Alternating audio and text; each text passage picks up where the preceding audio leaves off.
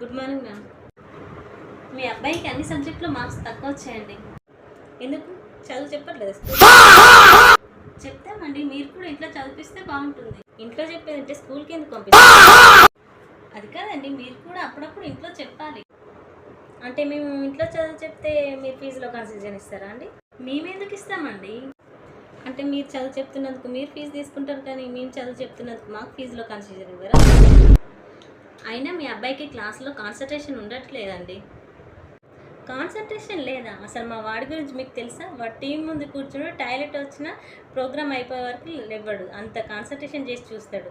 అసలు మ్యాటర్ ఏంటంటే మీరే వాడికి కాన్సన్ట్రేషన్ అయ్యేలా చెప్పట్లేరు. క్లాస్లో సబ్జెక్ట్ అందరికీ అర్థమవుతుందండి, మీ అబ్బాయికి తప్ప. అంటే అందరికి బాగా చెప్పి నా కొడుక్కి బాగా చెప్తలేరు అనమాట. ఫీజు ఇచ్చేసాను ఫస్ట్, ఇంకట్నే ఫీజు ఇచ్చేసేది. లేదండి, బాగా చదువుతున్నాడు మీ అబ్బాయి, బాగా చదువుతున్నాడు. అంటే మీరే బాగా చదవట్లేదు అన్నారు. చదివిస్తాం, బాగా చదివిస్తాం. నెక్స్ట్ టైం ఫస్ట్ ర్యాంక్ వస్తుందండి. Thank you.